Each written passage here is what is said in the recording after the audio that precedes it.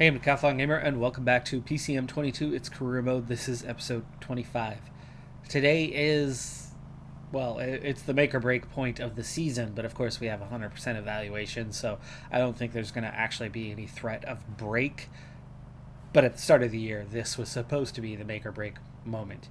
World Tour race, 4-star objective for the sponsor, Eschborn Frankfurt. Top 10 is the objective for this one. So we threw everything at this race in planning. Every single rider here has this slated as an objective.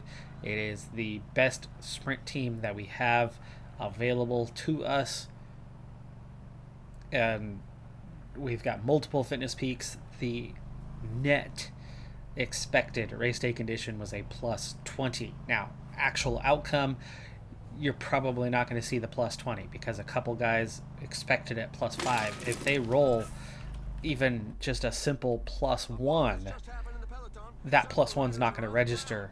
They're still going to show up as a plus 5.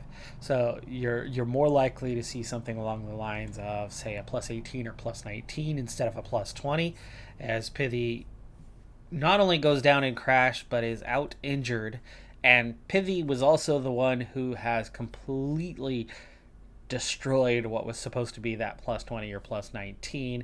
We end up with, what is that, a plus 15, I want to say? Let's see, 10, 17, 18. Yeah, plus 15 ended up being the net. And that is because Pithy had a minus 5 draw on his expected plus 2. That brought us down from an otherwise plus 20. Excuse me. Pithy was already, as a result, who should be our number 2 sprinter, as in lead-out guy for the day, as a result was relegated to domestique. It is very unfortunate that he has picked up an injury, as he will be missing for some amount of unknown time at this stage. Obviously, it just happened a moment ago, but at least if we're going to lose a rider on a day like this, at least it's the guy who was going to have a bad day anyway. He was destined to have that bad day, or so it seemed. As a safety net, I put Abner Gonzalez into the breakaway. I've got him stuck on auto. I don't think he's been contributing at all because it was not in his initial plan, but that's fine. I don't want the breakaway to win, but if it does, we've got ourselves a top 6. He could easily climb his way to, staying with this group and getting that result and, probably beating at least one guy to make it a top 5. But he's on his own, and we now have 5 riders. See, the math was good before that we would be just fine. Do I want to switch this? Yeah, off of Mickles. Let's go ahead and switch to protecting McKellar and let Mickles ride on his own, as McKellar's going to be the primary lead-out guy with a plus 5 race day condition. Lead-out with a 79-78. Are you kidding me? I mean, that we couldn't dream of that just a year ago. But Vandenberg is the new top sprinter. I believe he has leveled up once since we brought him in at the start of the season. His base of a 77-78 is definitely the best base we have. Pithy has an 80 on the acceleration, but his sprint is only 74-75 base. Good race day condition. He absolutely could have been a big contender today, but again, minus 3.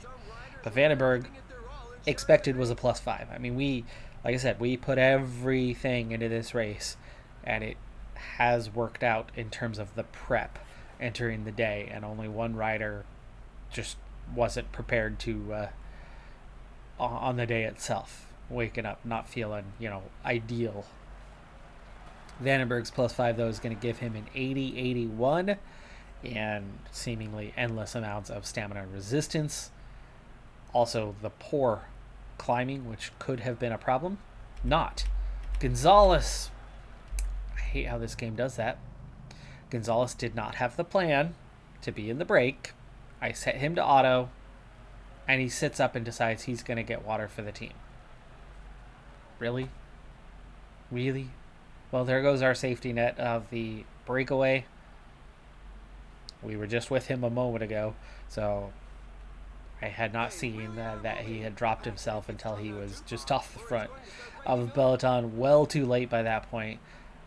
It's really annoying how a rider in the break who doesn't have the assignment to be there is just going to simply do what Gonzalez just did and sacrifice a large advantage over the field.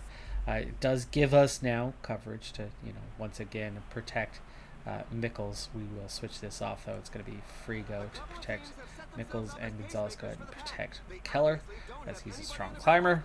But yeah, gap's down to 3.5 minutes, so it's not looking likely that the breakaway is going to feature today. 2 of the 3 bigger climbs are done. In fact, the next climb is an exact repeat of the one we just completed. And then 2 shorter climbs, and then a nice long flat finish on this one. Should make, especially with how strong we're looking in the sprint today.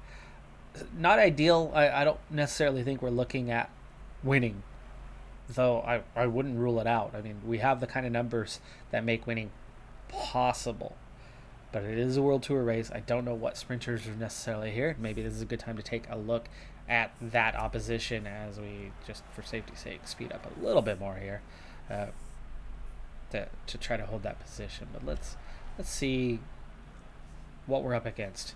Sagan, Tricked, Trentin is here, Nazola is here, Benut.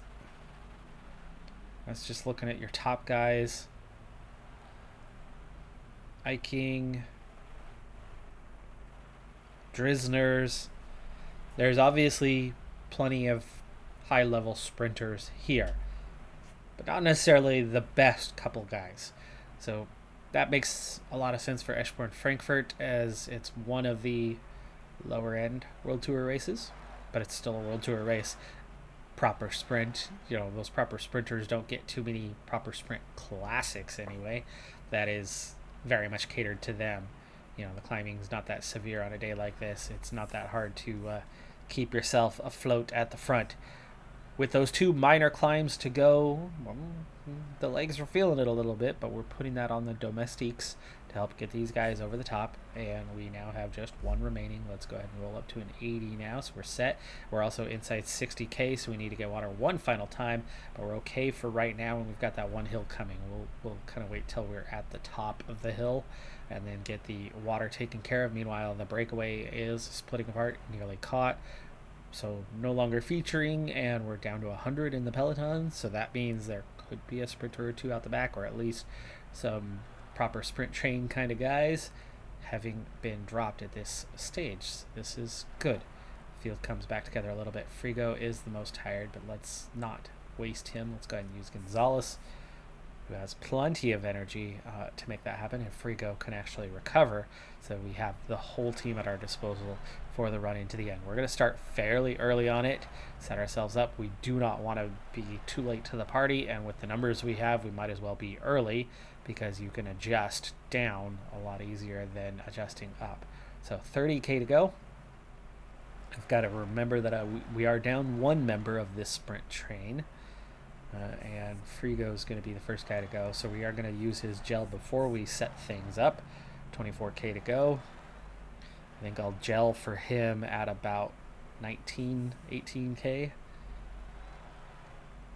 Okay, go ahead and gel for Frigo. Now 16k. Kind of wait for it to kick in and he's going to take over, or at least 14. And we'll pause at 14. Like I said, I'd rather go early than late, and there's the gel. So 14.3, right about when I wanted it to be. So Vandenberg's going to be led out by McKellar. Mickels is going to do the other part of the lead out. How's his flat? Oh yeah, excellent. So he's going to be good, as he'll be in between that sprint and flat. We don't want to go too early, because these lead out guys have some definite pace. So we do want to save it till late, but of course we want to be 99 flat as we're setting that up, holding off. Bernot has a really good +3 and a 77, a 75 and a 76, and the energy, sure, makes perfect sense to go in that order. So let's go ahead and gel up for Gonzalez now, as Frigo is going to get forward. And 14K means we've got a ways to go yet, but we want to get Frigo out there. And he's started a little slow on that, getting out there, causing other guys to drop back instead of go forward. The Peloton has definitely accelerated, meaning that an attack is highly unlikely. Here's that World Tour stuff. These guys are pushing hard. Okay, so Frigo's got us out front. Gonzalez gel has already kicked in. We're at 10K to go now, and we're going to put Frigo on the back to help break toe.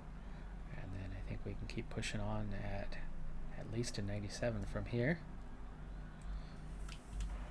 And this is going to start taking some out of the legs of everybody else, as Gonzalez rolls through from the back, actually.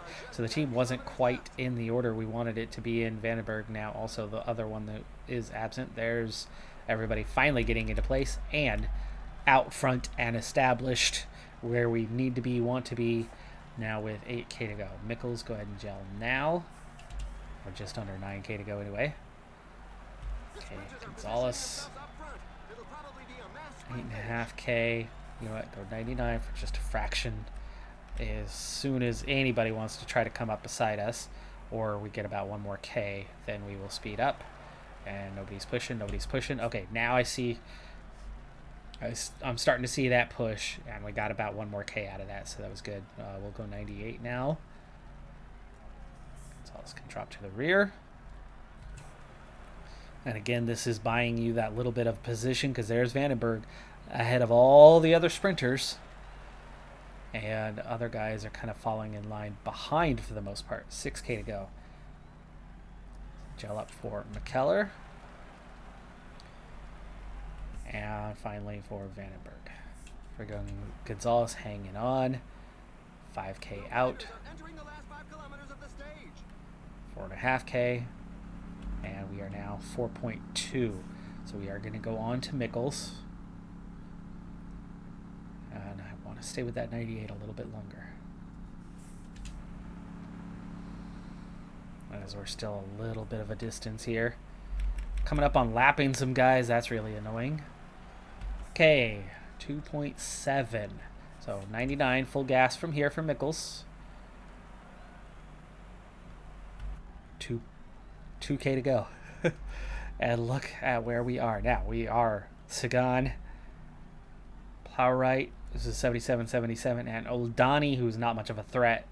Oldani's the one actually holding the wheel. Everybody else is following us, and everybody else is probably too far back.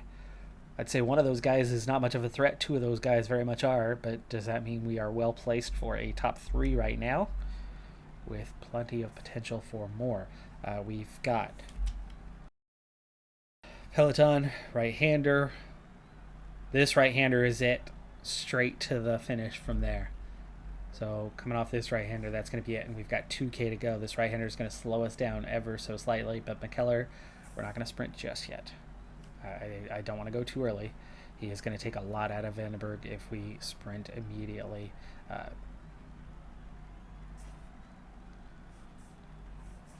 We lost Frigo already. Oh, we're just starting to lose Frigo.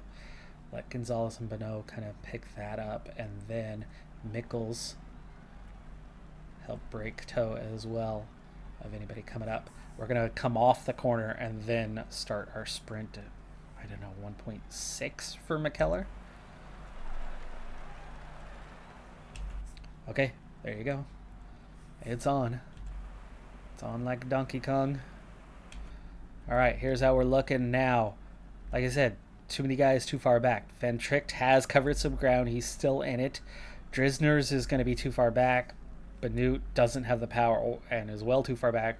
Hajduk is kind of blocked off right now by Drisner's. So Van Tricht has made it into the mix.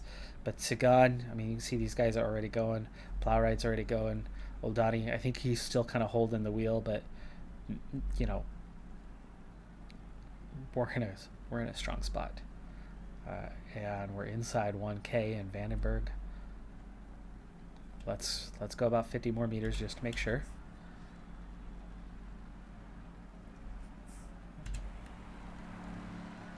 Yeah, come on. Come on, we got a podium. We got a podium and we've got to win. Yes. Yes. We hold off old Donnie.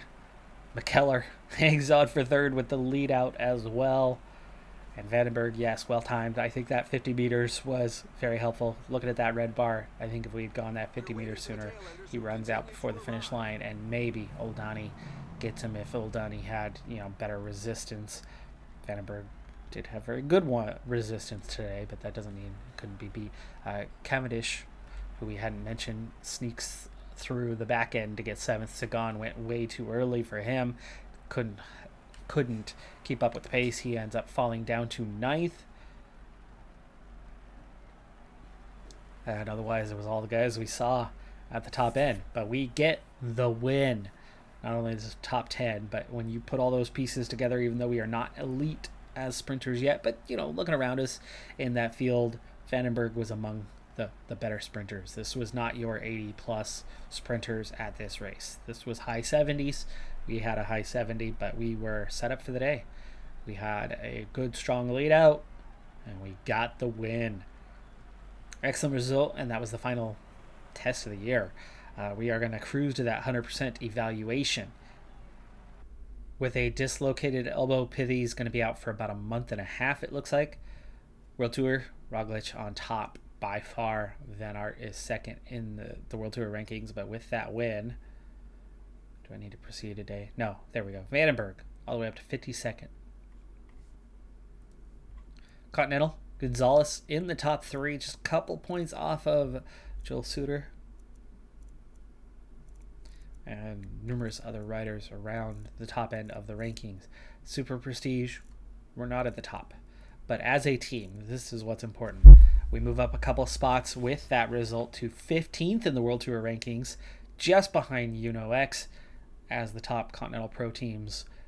And, we're doing this on a fairly limited World Tour schedule, which, by the way, that was going to be our last World Tour race for quite a while. We have a month and a half, right around the time that Pithy should be getting back from his injury. We will have the Tour de Suisse, but that's our next World Tour race. We've got a long stretch without anything. Following that, all the way till the end of the year, Tour of Guangxi. So that's it. That's all that's left. So Tour de Suisse is our last chance and just our second World Tour race. And if I can remember, we're going to have a very different tactic on that one unless we see some pretty serious changes in terms of levels between now and then. As we'll focus on what we actually can do in that race as opposed to just looking at the future of the team. But anyway, so World Tour, we're not going to have a major result for the year. But we just got our first World Tour win. So we've gotten that out of the way this year. That's obviously going to be good for the team's profile, as plenty of Continental Pro teams never claim actual victories amongst the World Tour teams at any stage. There's really a select few that manage to actually accomplish that, and they tend to do it at a low rate. So for us getting one this year is already a good sign for a young, growing team. Continental is going to be where it's at, but of course I've been focused entirely on the World Tour. So the quick sim has been a big feature of what's going on for us on a continental level. And yet on a continental level, despite that, we do have the depth. We do have the quality now that's really starting to show itself as, we're in a podium place right now amongst the continental teams without really trying. So a team that on paper did nothing even a year ago, now, this year, is going out and grabbing a lot of good, strong results at the continental level entirely on its own, entirely just as an on-paper unit. They will continue to do so. Of course, now going forward, we're going to be, changing that focus and attention. Do I burst past a month and a half and get to that Tour de Suisse and whatever is beyond that point? Possibly. Yeah, maybe not. I'll see what's on the calendar, but we're not going to bother much with those continental races. We're going to let it happen fairly organically. So in the actual Super Prestige, we find ourselves really well placed right now. We're in the top 10. I don't think we're going to stay there because those World Tour races offer a lot more points. If I'm quick simming for a month and a half straight to the Tour de Suisse, we're not going to be scoring as many points. But like I said, the paper team is performing a lot more. They will score points. I just don't think they're going to quite score at the rate that, I've managed to score. That's normal for the game. But we are the highest Continental Pro placed team, which does put us in a place that if for some reason we do not get to World Tour next season, we will be amongst those top Continental Pro teams. So we should have priority on bids for World Tour races, which means we would have a lot higher rate of World Tour races next season than what we had even this season, which of course was much higher than last season, where we made our very surprise bid into Continental Pro.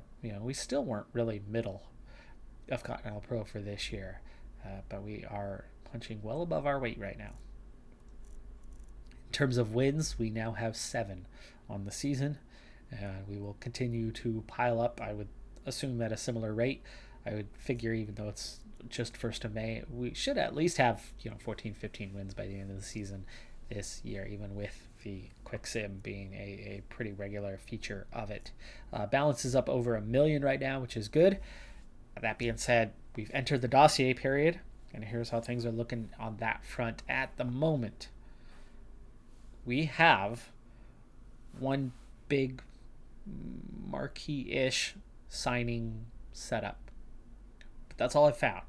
We're still not high profile, so getting marquee signings is difficult, really difficult. It's not that you don't have enough dossier points available to go after them. They have low interest, and they're probably not going to gain interest at a rapid rate. Therefore, you're going to have to pay a premium to get them. And a premium is just something we don't quite have the budget for. Yeah, we have some spare budget. Here's actually exactly where we lie in that matter. With the budget increase, with a couple expiring contracts, with leftover budget money, we are looking at $70,000 available for the coming season. It's a good chunk of change, but even that won't sign you a world-class rider, and it certainly won't sign you anybody else either. So with $70,000, we can get one fairly marquee guy, and we can spend $30,000, $40,000 on one rider, and it looks like we might be doing that. And that's going to increase our chances of World Tour. It does mean that internally we're going to need 1 or 2 guys to get there this season if we're going to make World Tour. But we've got, 9 guys at that 4.5 star range that are close. So hopefully 1 or 2 of them can do that. Now, I have enough dossier points that we're going to look to try to add a second one to that list, who, we might be able to get signed for $20,000 to $30,000. If, you get the first one for about $30,000, we may be able to pull off 2 signings. It's a stretch. I'm probably only going to get 1, but it's worth a shot, because if we get 1 person to level up plus 2 marquee signings, hey, you got yourself a World Tour team. So I'm going to try. And the rest of the dossiers are going to be set for that. Meantime, there's about 3 or 4 additional names that I added. Guys that aren't great right now and would definitely be domestiques coming in. They're a lower level than most of the guys around here, but they are the highest potential riders that I could find in the entire database that are going to be available. So best potential, well, not ready now, because we have the ability to wait on that. We don't need the depth at the top end like we've been needing. We have it now. So we need those marquee guys to push us up, bump us up to World Tour, and then those best potential ones that long-term can become the future leaders that we can, afford to hopefully hang on to long-term. Budget's still obviously going to be a major thing that we keep an eye on, but, this is already a decent budget compared to what I'm used to working with in this game, and it's going to just continue to get better and better, but within reason. It's not the kind of budget that a lot of the World Tour teams work with. Just something better than what I'm used to working with. Not the shoestring budget, but 2 shoestring. We could tie our shoes. We could have both shoes tied, not just a single one. But it's only marginally better. Confirmation of the budget looking strong. Eschborn, Frankfurt, Algarve already complete. and well exceeded over the expectation. Burgos and Norway are both August, so they are going to be after the point where they are relevant. And then you're looking at 3 stars and below. We've already got the 100% evaluation and therefore confirmed. So it's going to give us a budget of $169,000 come next season. That's, an extra $34K on where we're at. We have about $35K left over on the budget for this year with just those couple expiring contracts. And that is why we are, fit, secure. Don't have to worry about it. It's not going to drop. We could literally quick sim the entire rest of the season, not race a single day, and we will be under no threat to have this fall off. And in the scouting department so far this year, well, it's still early. It's only May. So, getting those results back, they're a long ways off. But we're not finding any quality targets at the moment. It's been a very quiet year in terms of scouting. And we're not looking great on getting anything from here. Meanwhile, we're just kind of making our way through. We've got a nice, long, lengthy list. I have discovered that saving half the points doesn't seem to be doing anything for us. We're not getting any bonuses. These guys aren't going faster. Double efficiency. All it says is they can detect more riders. That doesn't necessarily help us actually get through that scouting process and knowing intimate details and getting these guys to those 7, 8, 9, 10 levels in terms of the reports, because we're still low. And look at the highest ones. There's 1 Austrian, there's 1 Slovenian up the list, a 5 and a 6. So it's not helping us on the detection side. It's not helping us get them to higher levels. It's just adding more names. But more names doesn't mean anything if we have no clue whatsoever what sort of potential those riders have. Therefore, that experiment kind of, for me, is confirmed as use your points. There's no point hanging on to them, as you're not really gaining anything by not using those points. Not anything useful anyway. There might be more Austrians and Slovenians over the whole of the list, but they're all level 1 detections. What's a level 1 detection going to do for me? Nothing. All I know is this guy's good on flat and time trial, and this guy's good on mountain. That doesn't mean anything. I don't know how good he is overall, but the most important thing of a young rider isn't how good they are, it's how good they will be. And you don't find that out until level 5 detection, and you don't lock that in until level 7 detection. At this stage, through 4 months, we have 1 rider, 1 single scouted rider that's a level 7 and beyond.